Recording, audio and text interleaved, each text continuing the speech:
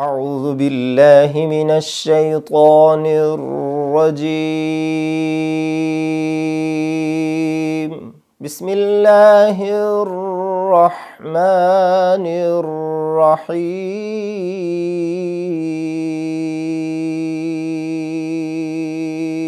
ان الدین عند اللہ الاسلام،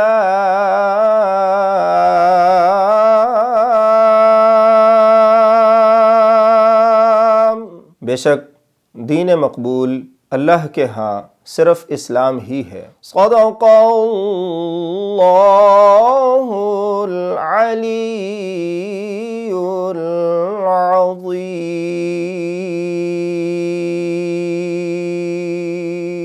بسم اللہ الرحمن الرحیم۔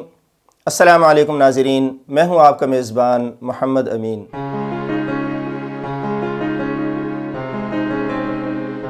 لباس کے حوالے سے چھوٹا سا پروگرام آپ کے سامنے لے کے حاضر ہوا ہوں۔ اللہ کریم نے قرآن مجید فرقان حمید میں ارشاد فرمایا، بسم اللہ الرحمن الرحیم، یا بنی آدم قد انزلنا علیکم لباسا یواری سوآتکم وریشا، کہ اے آدم کی اولاد، ہم نے تم پر لباس نازل کیا جو تمہارے ننگیز کو چھپاتا ہے اور تمہارے لیے زینت کا باعث ہے۔ تو اللہ کریم نے لباس کی جو تعریف فرمائی ہے اسی میں اس کا سارا حسن چھپا دیا، اپنے حکم کی علت بیان فرما دی، اس لباس کی تعریف بھی فرمائی، اس لباس کی حکمت بھی بیان فرمائی، اور اس لباس کے کیا اس کی حدود و قیود ہونے چاہیے وہ بھی اللہ کریم نے ان دو لفظوں کے اندر بیان فرما دی ہے۔ اور سب سے بنیادی بات کہ لباس مسلمان کے لیے نہیں اتارا گیا، انسان کے لیے اتارا گیا، ہر بنی آدم کے لیے اتارا گیا ہے۔ اس لیے لباس کا مکمل ہونا، لباس کا ننگیز کو چھپانا اور لباس کا زینت کا باعث ہونا، ایسا لباس نہ صرف مسلمان کے لیے ضروری ہے بلکہ حضرت انسان کے لیے ضروری ہے۔ اس لیے باقی احکام کے اندر تو اللہ کریم نے مخاطب کرتے ہوئے یا ایھا الذین آمنوا کہہ کے پکارا ہے، لیکن جس وقت لباس کے حکم کی بات آئی ہے تو اللہ کریم نے یا ایھا الذین آمنوا کہہ کے خطاب نہیں فرمایا، اے ایمان والو کہہ کے خطاب نہیں فرمایا، اپنے نبی کے امتی کہہ کے خطاب نہیں فرمایا، یا عبادی کہہ کے خطاب نہیں فرمایا، بلکہ فرمایا یا بنی آدم، تاکہ پتہ چلے کہ یہ لباس اللہ کریم نے کسی ہندو کے لیے، کسی سکھ کے لیے، کسی عیسائی کے لیے، کسی مسلمان کے لیے، کسی بھی مذہب سے تعلق رکھنے والے شخص کے لیے نہیں، بلکہ حضرت انسان جسے انسان کی شکل میں پیدا فرمایا اسے باقی حیوانات سے امتیازی شان عطا کرنے کے لیے اللہ نے عنایت فرمایا۔ اور لباس ہر آدم کی اولاد کے لیے، چاہے وہ مرد ہے، چاہے وہ عورت ہے، چاہے وہ خنثی ہے، وہ کسی بھی حالت کا ہے، وہ معذور ہے، وہ صحیح تندرست سالم ہے، ہر حال میں انسان کو لباس، ایسا لباس جس میں دو صفات ہوں، یہ پہننا ضروری ہے۔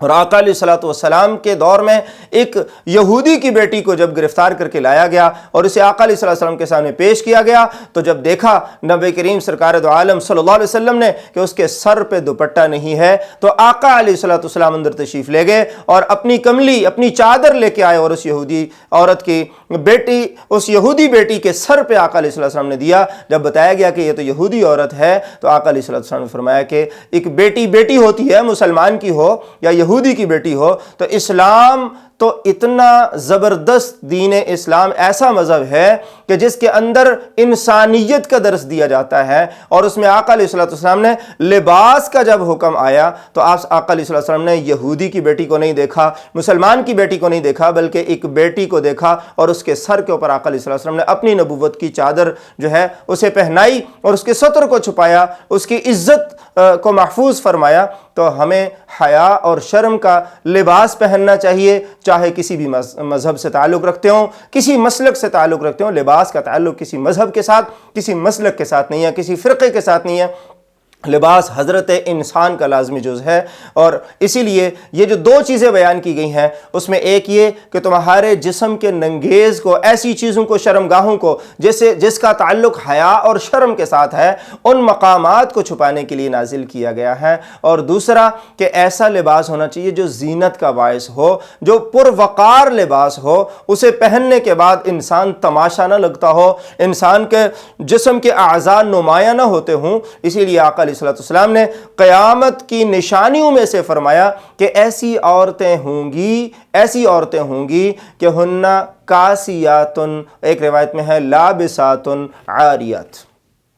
مائلاتن ممیلاتن، کہ فرمایا ایسی عورتیں قیامت کی نشانیوں میں سے ہیں کہ جنہوں نے کپڑے پہنے ہوں گے پھر بھی ننگی ہوں گی، انہوں نے لباس پہنا ہوگا اس کے باوجود ننگی ہوں گی، اس لیے کہ ان کے ننگیز کپڑے کے اندر سے چھلک رہا ہوگا، یا تو وہ کپڑا بہت باریک ہوگا، یا وہ پورے بدن کو ڈھانکا ہوا نہیں ہوگا، یا وہ بدن کے ساتھ اس طرح چست لباس ہوگا کہ جس کی بدن کی شیپ جو ہے وہ اس کے اندر سے ظاہر ہو رہی ہوگی۔ تو ایسا لباس پہننے والی عورتوں کو جہنمی عورت قرار دیا آقا علیہ السلام نے، اور فرمایا کہ یہ تو ایسی ہیں کہ مائلاتن، خود بھی مائل ہوتی ہیں دوسرے مردوں کی طرف، ممیلاتن، اور دوسرے مردوں کو اپنے لباس کے ذریعے سے اپنی طرف مائل کرنے والی عورتیں ہیں۔ تو ایسی عورتوں کو جہنمی عورتیں قرار دیا اور قیامت کی نشانیوں میں سے قرار دیا۔ تو چاہے مرد ہو چاہے عورت ہو، اس کا جو لباس ہے وہ ایسا ہونا چاہیے جسے اس کا بدن ڈھکا ہوا ہو، اس کا ننگیز ڈھکا ہوا ہو، اس کی شرمگاہیں ڈھکی ہوئی ہوں، اور اس کے لیے زینت کا باعث ہو۔ تو لباس نماز کا بھی حصہ ہے، ہماری عبادت کا حصہ ہے، اور ہماری خلوت اور جلوت کا حصہ ہے، اور سر کے اوپر لباس کا تو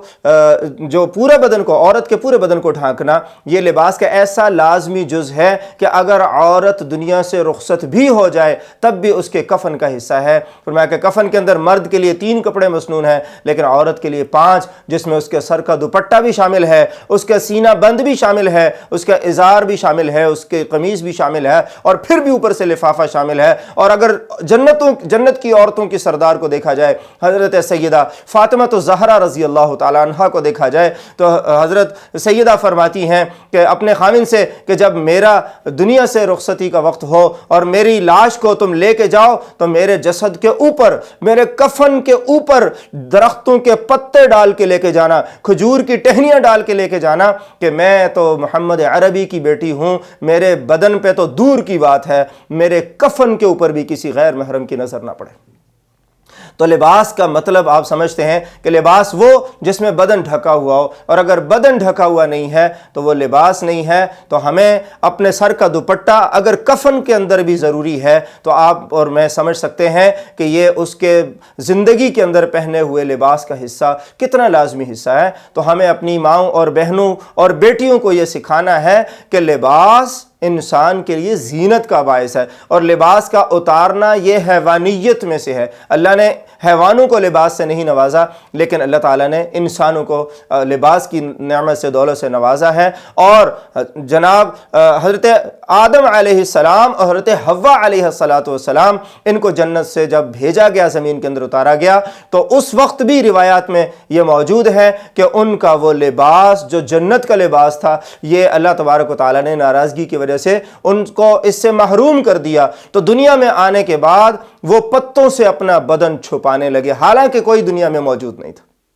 ان کی اولاد میں سے کوئی نہیں تھا، انسانوں میں سے کوئی شخص دنیا میں موجود نہیں تھا، لیکن حیا اور شرم انسان کے اپنے اندر موجود ہوتی ہے کہ اگر کوئی موجود نہ ہو تب بھی بدن کا ننگا ہونا انسان کے لیے معیوب ہوتا ہے۔ انسان اکیلے خلوت میں بھی اپنے بدن کو چھپانے کا پابند ہے۔ تو حضرت آدم علیہ السلام اور حضرت حوا علیہ السلام اپنا بدن اس وقت جب انسانیت کا نام بھی ابھی موجود نہیں تھا، ان دو شخصیات جو کہ آپس میں خاوند بیوی ہیں، زوجین ہیں، میاں اور بیوی کے رشتے کے اندر تو ویسے بھی سطر کا جو ہے وہ چھپانا ضروری نہیں ہے، لیکن یہ دو ہستیاں جب دنیا میں موجود تھیں اور ان کے علاوہ کوئی موجود نہیں تھا، تب بھی وہ اپنے بدن کو اپنے اس لباس کے نہ ہونے کی وجہ سے پتوں کے ساتھ چھپا رہے تھے۔ تو یہ بتانا مقصود ہے کہ لباس ہونا اور بدن کو چھپانا یہ انسانیت کا حصہ، انسان کے بدن کا حصہ ہے، چاہے کوئی ہو نہ ہو، کوئی دیکھنے والا ہو یا نہ ہو، ہم کسی مجمع کے اندر ہوں یا کسی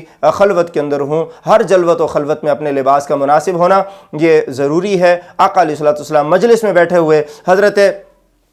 ذوالنورین حضرت عثمان غنی رضی اللہ تعالیٰ عنہ تشریف لائے تو آقا علیہ الصلوۃ والسلام کی پنڈلی سے صرف کپڑا ہٹا ہوا تھا، تو آقا علیہ الصلوۃ والسلام نے اپنی پنڈلی کو ڈھانک لیا اور فرمایا کہ اس شخص سے فرشتے حیا کرتے ہیں تو میں کیوں حیا نہ کروں، جس سے ہمیں ایک سبق ملتا ہے کہ لباس میں پنڈلی تک کو چھپانا آقا علیہ الصلوۃ والسلام نے حیا قرار دیا،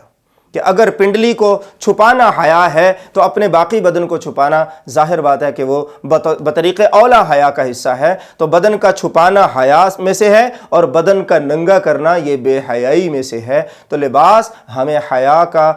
لبادہ اڑاتا ہے اور ہمارے حیا کا ایمان کا حصہ ہے۔ حق تعالیٰ مجھے اور آپ کو صحیح لباس پہننے کی، شرعی لباس پہننے کی توفیق مرحمت فرمائے اور اسے سیکھنے سمجھنے اور اسی کو پھیلانے کی، اسی کو رائج کرنے کی توفیق عطا فرمائے۔ وآخر دعوانا ان الحمد للہ رب العالمین۔ جی ناظرین، آج کا آپ نے ہمارا پروگرام لباس کے حوالے سے دیکھا۔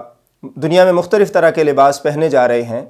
تو کوئی مسنون لباس، خاص طریقہ لباس ضروری نہیں ہے کہ وہی طریقہ ہم اختیار کر سکتے ہیں، کسی بھی طریقے کا ہو سکتا ہے، لیکن اس کے لازمی جز جیسے میں نے اپنے اس بیان کے اندر آپ کے سامنے رکھے ہیں پروگرام کے اندر، وہ لازمی جز اس کے اندر ضرور ہونے چاہیے۔ پھر بھی اگر اس سے ہٹ کے کوئی سوال آپ کے ذہن میں لباس کے حوالے سے آتا ہو تو آپ ضرور ہم سے اسکرین پہ دیے گئے ہمارے واٹس ایپ نمبر پہ، ای میل ایڈریس پہ رابطہ کر سکتے ہیں۔ حق تعالیٰ مجھے اور آپ کو عمل کی توفیق عطا فرمائے۔ اسی کے ساتھ میں آپ سب سے اجازت چاہتا ہوں۔ جزاکم اللہ تعالی خیرا احسن الجزاء۔